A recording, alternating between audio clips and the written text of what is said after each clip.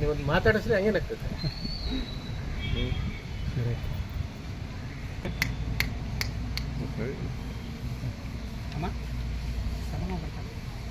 ಬರ್ತಾರೆ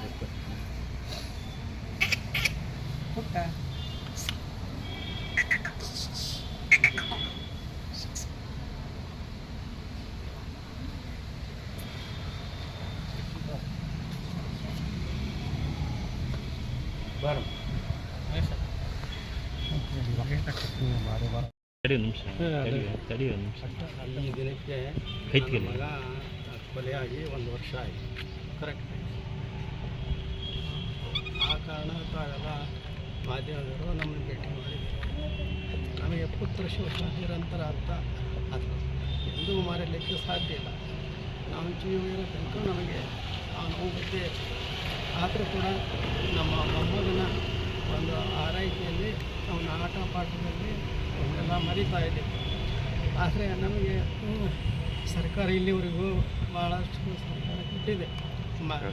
ಕೋರ್ಟ್ ಇರ್ಬೋದು, ಪೊಲೀಸ್ ಇರ್ಬೋದು, ಈ ಮಾಧ್ಯಮದವರು ಸರ್ಕಾರ ಆ ಒಂದು ಎಲ್ಲರಿಗೂ ನಾವು ವಾದ ತಿಳಿಸ್ತೀವಿ. ಆದರೆ ಕೋರ್ಟು ಇದು ಯಾವಾಗ ಮುಗಿತಿತ್ತು ಅನ್ನೋದು ಇನ್ನೂ ಅರ್ಥ ಆಗ್ತಾಯಿಲ್ಲ. ಅದರಿಂದ ನಾವು ಸರ್ಕಾರವನ್ನು ಬೇಡಿಕೊಳ್ಳೋದು ಇಷ್ಟೇ, ಒಂದು ಫಾಸ್ಟ್ ಟ್ರ್ಯಾಕ್ ಮಾಡಿ ಆದಷ್ಟು ಬೇಗ ತಪ್ಪಿತಸ್ಥರಿಗೆ ಶಿಕ್ಷೆ ಆಗಬೇಕು ಅಂತ ನಮ್ಮದು ಮನವಿ ಇದೆ. ನಮ್ಮ ಸೊಸೆಗೆ ನಾವು ಒಪ್ಪಿಗೆ ಕೇಳಿದ್ವಿ, ಸರ್ಕಾರ ಅದು ಕಾನೂನಲ್ಲಿ ಇಲ್ಲ ಅಂತ ಹೇಳಿದ್ದಾರೆ. ಆದರೂ ಕೂಡ ನಾವು ಪ್ರತಿಲ್ಲ ಅವಳ ಜೀವನಕ್ಕೆ ಒಂದು ದಾರಿ ಆಗಬೇಕೈತೆ. ಅವಳು ಸಣ್ಣಳು, ಮೊಮ್ಮಗ ಸಣ್ಣಳು. ಯಾಕಂದ್ರೆ ನಮಗೆ ವಯಸ್ಸಾಗಿದೆ, ನಾವು ಇರೋ ತನಕ ಏನೋ ನಡೀತಿತ್ತೆ. ಆಮೇಲೆ ಅವ್ರ ಭವಿಷ್ಯಕ್ಕೆ ನಮಗೆ ಒಂದು ಚಿಂತೆ ಆಗಿದೆ. ಆ ಚಿಂತೆಯನ್ನು ಸರ್ಕಾರ ಸ್ವಲ್ಪ ಮಾನವೀಯತೆ ದೃಷ್ಟಿಯಿಂದ ಪರಿಶೀಲಿಸಬೇಕಂತ ನಾವು. ಈಗ ದರ್ಶನ್ಗೆ ಮತ್ತು ಫಿಲ್ಮ್ ಶೂಟಿಂಗಿಗೆ ಫಾರಿನ್ ಹೋಗ್ಲಿಕ್ಕೆಲ್ಲ ಅವಕಾಶ ಸಿಕ್ಕಿದೆ. ದರ್ಶನ್ಗೆ ಫಿಲ್ಮ್ ಶೂಟಿಂಗ್ ಹೋಗಲಿಕ್ಕೆ ಫಾರಿನ್ಗೆ ಹೋಗ್ಲಿಕ್ಕೆಲ್ಲ ಅವಕಾಶ ಸಿಕ್ಕಿದೆ. ಅದು ಕಾನೂನು ವಿಚಾರ.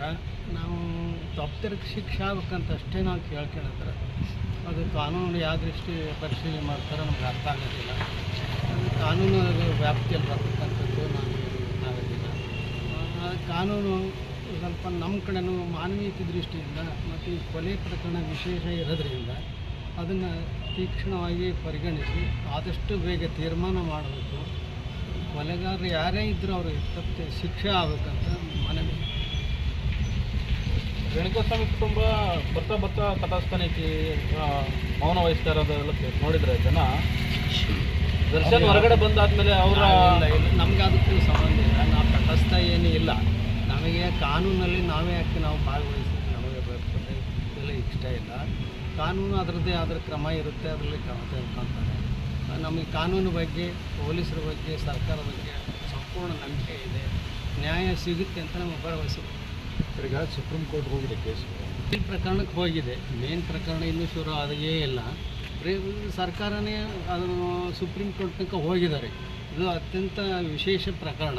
ಅಲ್ಲಿ ಹೋಗಿದ್ದು ನಮಗೆ ಯಾರಿಗೂ ಗೊತ್ತಿಲ್ಲ ಅಂತ ಎಲ್ಲರೂ ಹೇಳ್ತಾರೆ. ಆದರೆ ಸರ್ಕಾರ ಇದರ ಬಗ್ಗೆ ಪೊಲೀಸರು ಒಂದು ವಿಶೇಷ ಆಸಕ್ತಿ ವಹಿಸಿ ಸುಪ್ರೀಂ ಕೋರ್ಟ್ ತನಕ ಹೋಗಿದ್ದಾರೆ. ಸುಪ್ರೀಂ ಕೋರ್ಟ್ನಲ್ಲಿ ನಮಗೆ ನ್ಯಾಯ ಸಿಗುತ್ತೆ ಅಂತ ನಂಬಿಕೆ.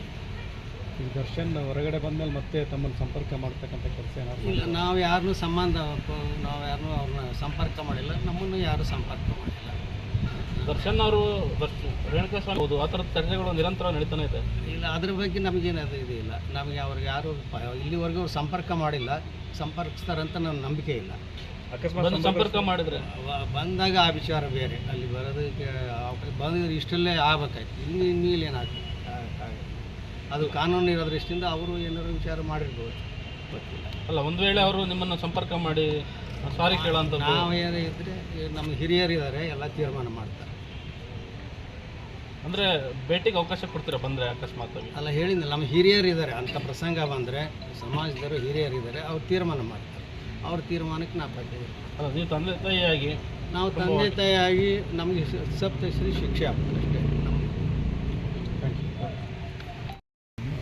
ಮೊದಲನೇದಾಗಿ ಮಾಧ್ಯಮ ಮಿತ್ರರು ನಿಜಕ್ಕೂ ನೀವು ಎಷ್ಟೊಂದು ಸಮಾಜದ ಬಗ್ಗೆ ಕಾಳಕಳಿ ಇದೆ ಅನ್ನೋದಕ್ಕೆ ಇದೊಂದು ಉತ್ತಮವಾದಂತಹ ಉದಾಹರಣೆ. ಯಾಕಂದರೆ ಇಲ್ಲಿಗೆ 1 ವರ್ಷ ಆಯಿತು ಅವನು ಕೊಲೆಯಾಗಿ. 1 ವರ್ಷ ಆದರೂ ಸಹ ತಾವು ಆ ದಿನವನ್ನು ನೋಡಿ ಎಷ್ಟು ನೀವು ಕಳಕಳಿ ಇದೆ ನಿಮಗೆ ಅಂದರೆ, ಒಂದು ಫ್ಯಾಮಿಲಿ ಬಗ್ಗೆ ಆ್ಯಕ್ಚುಲಾಗಿ ಇದೊಂದು ಫ್ಯಾಮಿಲಿ ಬಗ್ಗೆ ತಾವೆಲ್ಲರೂ ಸಪೋರ್ಟ್ ಮಾಡ್ತಾ ಇರ್ತಕ್ಕಂಥದ್ದು. ಯಾರು ತಪ್ಪಿಸ್ತಿದ್ದಾರೋ ಅವರಿಗೆ ಶಿಕ್ಷೆ ಆಗಲೇಬೇಕು. ಈಗಾಗಲೇ ಅವನದು 29ನೇ ತಾರೀಕು 1 ವರ್ಷದ ಪೂಜೆಯನ್ನು ಮಾಡಿದ್ವಿ. ಅದೇನೋ ಒಂದು ಸಂಪ್ರದಾಯದ ಪ್ರಕಾರ ಒಂದು ನಕ್ಷತ್ರ ಆ ದಿವಸ ಬರ್ತದೆ. 8ನೇ ತಾರೀಕು ಬಂದಿರ್ತಕ್ಕ ಹೋದ ವರ್ಷ 8ನೇ ತಾರೀಕು ಆಗಿರ್ತಕ್ಕಂಥ ಕೊಲೆ ಈ ಸತಿ 29ನೇ ತಾರೀಕು ಆ ನಕ್ಷತ್ರ ಬಂದಿತ್ತು. ಆದ್ದರಿಂದ ಆ ದಿವಸ ಒಬ್ಬ ಸ್ವಾಮೀಜಿಯವರು ಕರೆಸಿ ಅವನಿಗೆ ಒಂದು ಆತ್ಮಶಾಂತಿಗಾಗಿ ಪೂಜೆಯನ್ನು ಮಾಡಿಸಿದ್ವಿ. ಇದು ನಾನು ಮನವಿಯನ್ನು ಈಗಾಗಲೇ ಶಿವನಗೌಡರು ಹೇಳಿದಾಗೆ ಸರ್ಕಾರ ಒಳ್ಳೆಯ ನಿಟ್ಟಿನಲ್ಲಿ ಕೆಲಸ ಮಾಡಿದೆ. ಸ್ವಲ್ಪ ತ್ವರಿತವಾಗಿ ಅದು ಬಹಳ 26 ವರ್ಷ ಸಹನ ಯಾರು ಅವನು ರೇಣುಕಸ್ವಾಮಿ ಪತ್ನಿಗೆ 26 ವರ್ಷ ಆಗಿದೆ. ಮುಂದೆ ಬಹಳ ಇದೆ ಇನ್ನು ಜೀವನವನ್ನು ಮಾಡಬೇಕಾದಂಥದ್ದು. ಆ ಒಂದು ನಿಟ್ಟಿನಲ್ಲಿ ಕಾನೂನಿನಲ್ಲಿ ಅವಕಾಶ ಇಲ್ಲ, ಖಂಡಿತ ಅದನ್ನು ಒಪ್ಪಲೇಬೇಕಾಗಿರ್ತಕ್ಕಂಥದ್ದು.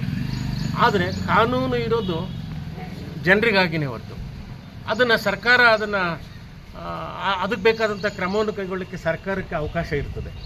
ಆದ್ದರಿಂದ ದಯಮಾಡಿ ಮತ್ತೆ ಮನವಿಯನ್ನು ಈಗಾಗಲೇ 2 ಸತಿ ಮನವಿಯನ್ನು ಮಾಡಿದ್ವಿ. ಹಿಂಬರವನ್ನು ಸರ್ಕಾರ ಕೊಡ್ತು, ಇದು ಕಾನೂನಲ್ಲಿ ಅವಕಾಶ ಇಲ್ಲ ಅಂತ. ಖಂಡಿತ ಅದ್ರ ಬಗ್ಗೆ ನಮಗೆ ಜ್ಞಾನ ಇದೆ.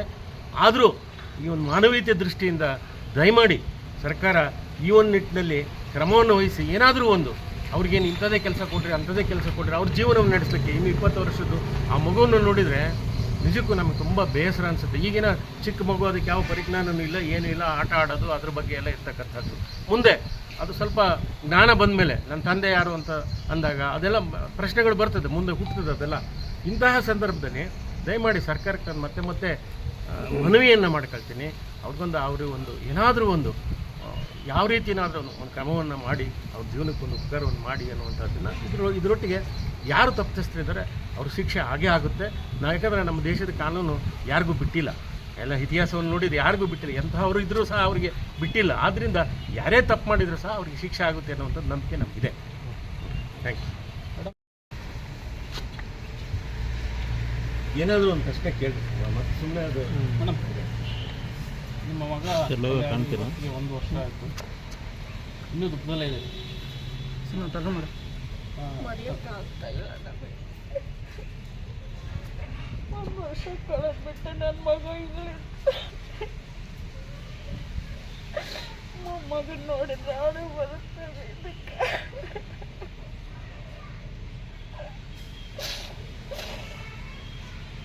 ಅವಳಿಗೆ ಒಂದು ಕೆಲಸ ಕೊಡಿಸ್ಬೇಕು ಅಷ್ಟೇ. ನಾವು ಗೌರ್ಮೆಂಟ್ ಸರ್ಕಾರದಿಂದ ಅವಳಿಗೆ ಏನಾರು ಆಧಾರ ಹಾಕ್ಬೇಕಷ್ಟೇ. ನನ್ನ ಮೊಮ್ಮಗಂಗೆ ಅದಕ್ಕೆ ಹೇಳ್ಕೊಡ್ತೀನಿ. ಅವ್ರಿಗೆ ಶಿಕ್ಷೆ ಆಗ್ಬೇಕಷ್ಟೆ. ತಪ್ಪಿತ್ತು ಅದು ಕೂಡ ವಿಳಂಬ ಆಗ್ತಾ ಇದೆ. ಅದೆಲ್ಲ ಅವ್ರಿಗೆ ಬಿಡ್ತಾರೆ.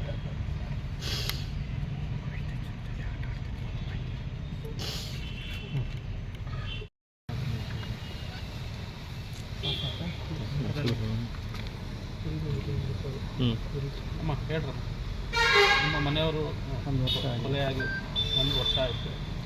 ಕಳೆದ 1 ವರ್ಷದ ದುಃಖದಲ್ಲೇ ಇದ್ದೀರಿ. ಈ ಸಂದರ್ಭವನ್ನು ತನಿಖೆ ವಿಚಾರದಲ್ಲಿ ನಮ್ಮ ಮನೆ ಸುತ್ತು 1 ವರ್ಷ ಆಗಿದೆ. ಇವತ್ತಿಗೆ ದುಃಖದಿಂದ ಇದ್ದೀವಿ. ಅತ್ತಿಮ ವಯಸ್ಸಾಗಿದೆ, ದುಡಿಯೋರು ಯಾರೂ ಇಲ್ಲ. ಪಾಪಗೂ ನನಗೂ ಮುಂದಿನ ಜೀವನ ರೂಪಿಸ್ಬೇಕು ಸರ್ಕಾರದಿಂದ ಮನೆಗೆ.